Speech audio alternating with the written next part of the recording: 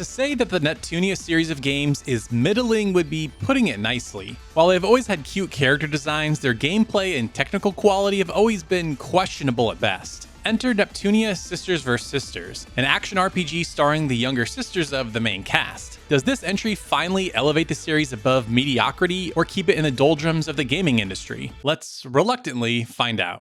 The Hyperdimension Neptunia series typically follows Neptune and her friends on adventures to save their world of game industry from some looming evil. While that's technically true here, Sisters vs. Sisters instead follows, well, the younger sisters of the main cast. Here you'll play as Neptune's younger sister, Nepgear. The game begins as you're exploring kind of a abandoned game shop and you'll find a goddess trapped in a capsule. Now, is she good or evil? Well, you'll have to play the game to find out. And this is more or less the main crux and driving force of the game. Now, admittedly, I haven't really played a Hyperdimension Neptunia game since the PS3 days. The style here and the story segments look much better, there's a lot more animation and everything looks a lot more crisp. That said, it's more or less a glorified visual novel and it was just kind of not my style. Although there were times where there were some dynamic cutscenes where it actually used the in-game character models and environments, but those were pretty rare. Also, the text was kind of hard to read in these segments as there was no backdrop like with the visual novel segments, so I kind of wish there was to make it a little bit easier to read. Now, I will say that the story segments are probably the best parts of the game as you get to see the cute character designs, and the performances are actually pretty good. You can tell that the actresses are having a lot of fun with this game.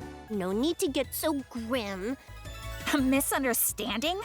What do you think they're dealing with? But saying this is the best part of the game compared to everything else is not really saying much. I've always said that this series would work better as an anime than a game because it has great characters and great designs to work off of, and trying to experience the story here that feels more true than ever. Now, I know this franchise has its fans, they wouldn't keep making these games if they didn't, and if you're into the series, you'll probably love the story here. You'll get more time with different characters than you typically would in the mainline series. However, this just wasn't for me. Over the years, I've been spoiled by way too many better games, and overall it was just boring and not too interesting.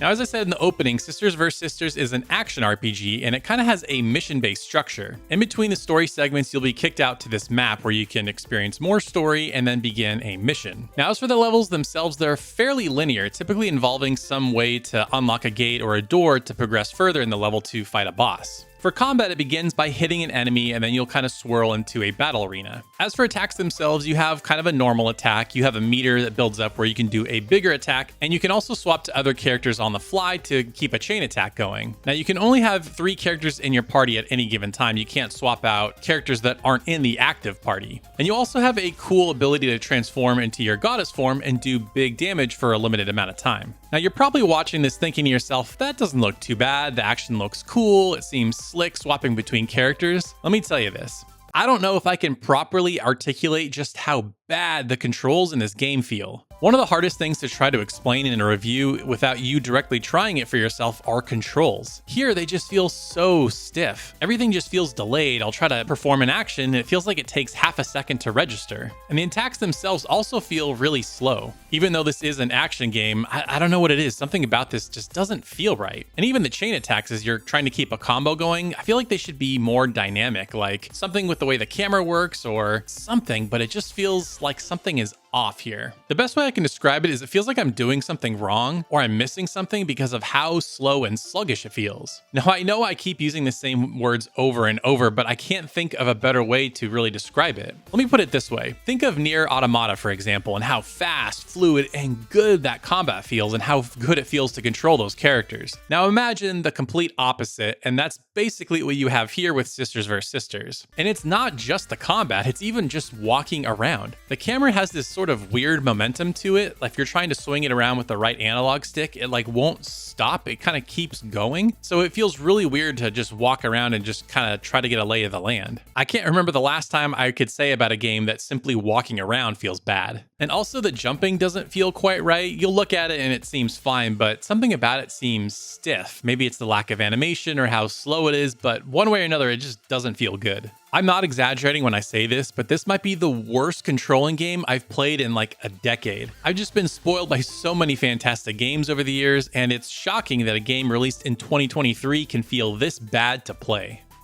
As far as the presentation goes, it's kinda all over the place. On one hand, you have great character designs, they're really cute and colorful, and they have good voice acting, but then obviously there's some budget limitations with the story segments. The in-game visuals, however, are totally different. Now, I played this on PlayStation 5, and to me, the game just doesn't look or run well at all. There's something about the lighting that just looks weird. It's like everything is overexposed or blown out or too bright or something. And I'm not sure if this is going to translate well in the video, but something about the visuals were not quite as crisp as I was expecting. It feels like there's this mild haze or fog over everything. Something just looked off. And here's my biggest problem. The game only runs at 30 frames per second on PlayStation 5. And it's not a graphically demanding game either, so to me, there's really no excuse for why it couldn't do that. And I feel like it doesn't even run at a stable 30 frames per second. Now, I'm not a technical expert, but it feels like there's something off with the frame pacing, or maybe it's somehow sub 30 frames per second. Either way, this does not feel like a smooth 30 frames per second. To end on a kind of positive note in this section, the loading times were nearly non-existent, which was nice.